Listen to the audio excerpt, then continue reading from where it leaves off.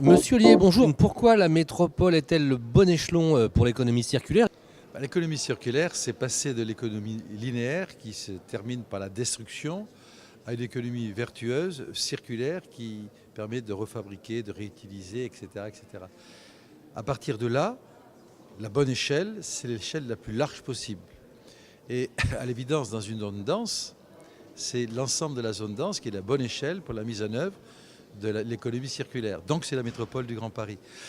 Parce que c'est là où il y a le plus grand nombre d'habitants, qu'il y a le plus grand nombre de consommations, qu'il y a le plus grand nombre de destructions dans le cadre de l'économie linéaire. Et dans l'économie circulaire, c'est là où on peut trouver, dans le cadre de la plus grande consommation, y compris par exemple par le BTP au niveau quasiment industriel, la construction, etc. Mais pour le consommateur que vous êtes, que je suis, le plus grand tonnage de toutes les consommations imaginables. Et à partir de là, il y a un gisement énorme qui permet à partir de cela de refabriquer, de réutiliser, en fin de compte, donc d'être vertueux et de ne pas tout détruire pour faire en sorte qu'on reconsomme à partir de ces refabrications. Alors en quoi une métropole telle que celle du Grand Paris peut-elle agir? C'est de l'impulsion, c'est de l'inspiration, c'est par les élus, c'est par les maires, c'est de la coercition? Alors, coercition, j'aime pas trop ce mot parce que la métropole, c'est l'intelligence collective qui permet de résoudre le problème. C'est pour ça qu'on a mis la gouvernance partagée en place. Et c'est les 131 maires aujourd'hui autour de la table qui mettent en place ces pratiques. Et la métropole décide. Mais la métropole décide dans le cadre du PCAEM, notre plan climat, air, énergie, dans le cadre de notre développement économique. Et on trouve entre les deux le développement durable. Et là, on trouve l'économie circulaire qui s'appuie sur ces piliers. Et on trouve d'abord l'échange de bonnes pratiques.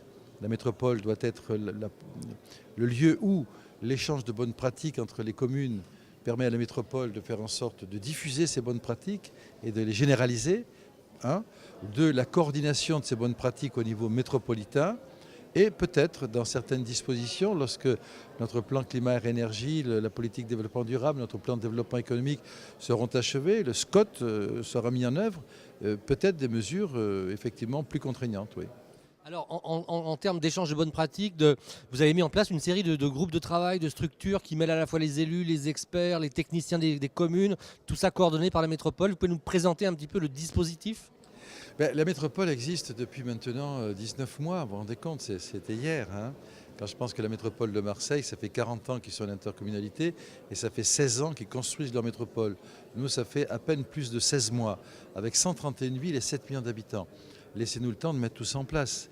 Alors oui, il y a maintenant près d'un an qu'on a mis en place un groupe de travail que dirige Xavier Lemoine, qui est membre du bureau de la métropole, le maire de Montfermeil, et qui est le président de ce groupe de travail, qui réunit des experts, des élus et donc des techniciens de la métropole spécialisés. À partir de ce groupe de travail, il y a des initiatives qui sont prises, il y a des idées qui sont émises et des propositions qui sont faites.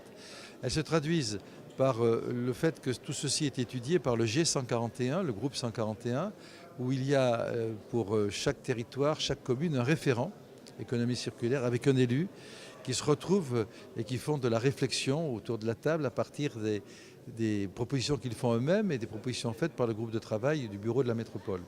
Et ensuite, ce groupe de travail du bureau de la métropole, lui, se déplace dans les communes pour voir ce qui se passe, pour me proposer à moi d'abord et au bureau de la métropole aussi cet échange de bonnes pratiques. Et on va se servir du site internet à partir de 2018 pour qu'il y ait une sorte de bourse aux bonnes idées dans le cadre de l'économie circulaire. Le site internet va être un moyen de développer une plateforme de travail commune qui permettra à chacun de s'investir dans ces bonnes pratiques. Voilà, on est en train de le mettre en place aussi. Donc on a déjà commencé le travail concret et j'espère qu'à partir de ce colloque, on va faire ressortir, au moins 5 bonnes idées, de bonnes pratiques. Et c'est ce que j'ai dit tout à l'heure et je le confirme à votre antenne, pour que le bureau de la métropole puisse être transformé en décision que nous prendrons pour les mettre en œuvre en 2018. Madame Hidalgo, merci beaucoup, a dit que ce n'était pas un gadget finalement l'économie circulaire, c'est une vraie révolution. Est-ce que vous la liez vous-même à l'émission d'agir pour le climat et à ce qu'on peut appeler une certaine forme d'urgence climatique ? Alors l'urgence climatique, Oui, ça fait partie, c'est un des éléments qui permet de réagir par rapport à ce que vous appelez l'urgence climatique, bien sûr, puisqu'il y a moins de pollution, à partir du moment où on reconsomme, il y a moins de destruction, et à partir de ce moment-là, on puise moins dans les ressources naturelles, etc. etc. Ça a forcément à un certain moment un lien avec le climat. D'abord, la mairie de Paris a été à l'initiative de ces pratiques d'économie circulaire, alors que la métropole n'existait pas. Et la métropole s'est servie de l'expérience qu'Anne Hidalgo a réalisée dans la mairie de Paris. Et on prend les bons exemples là où ils sont. Et ce colloque qu'on organise aujourd'hui, on le co-organise avec la mairie de Paris. Premier point. Deuxième point, le lien avec cette activité que la mairie de Paris, à travers Anne Hidalgo, a organisée avec le C40 et les 40 villes mondiales, car la métropole est la seule ville mondiale, grande ville mondiale en France, hein, au niveau mondial.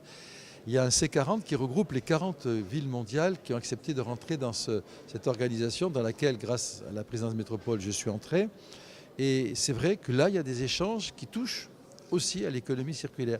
Donc l'économie circulaire est un élément qui permet, en s'intégrant dans ces discussions sur les réductions de la pollution, et donc on retombe sur le plan climat, etc., c'est un autre cercle auquel l'économie circulaire participe également. Un mot pour conclure, s'il vous plaît. Vous allez annoncer prochainement, le 18 octobre, je crois, les lauréats d'Inventons la métropole du Grand Paris. Il y a une dimension d'économie circulaire dans les critères, finalement, dans les projets ? Ben forcément. 30 secondes sur ce concours Inventons la métropole du Grand Paris. Je ne vais pas à chaque fois en parler, mais c'est bien que les journalistes en parlent. Au passage, c'est le seul levier de croissance aujourd'hui qui existe dans l'ère métropolitaine. Ce concours qui représente 57 villes candidates, au départ 420 projets pour les 57 villes. Le 18 octobre, on va annoncer 57 lauréats au terme de ce concours. On a 200 heures de jury tous les jours. Cet après-midi, je vais présider un jury encore. Tous les jours, on a des présidences de jury. Et on va avoir 57 projets qui vont être à l'origine de l'audace architecturale, de la modernité, de la Smart City dans 57 villes différentes. Et forcément, c'est un lien avec l'économie circulaire. Parce que dès lors qu'on construit, on rentre dans le cycle du début de l'économie circulaire, parce qu'ensuite il y a la transformation.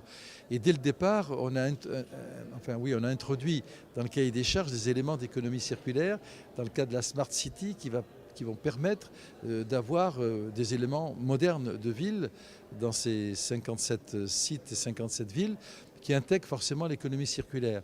Alors oui, c'est un exemple, et au passage, ce concours, le résultat de ce concours, c'est 6 milliards 400 millions de financement de projets financés par le privé. Le public a mis 200 millions d'euros. C'est, je répète, le seul levier de croissance. Ça représente 1 point de PIB de plus pour le périmètre de la métropole. Quand on se pose la question de savoir à quoi sert la métropole, elle sert au moins à ça. C'est 2 600 000 m² qui vont être construits. Et les permis de construire en 2018 pourront être signés pour la plupart d'entre eux.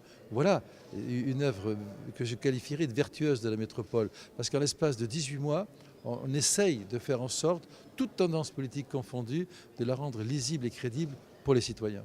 Merci infiniment.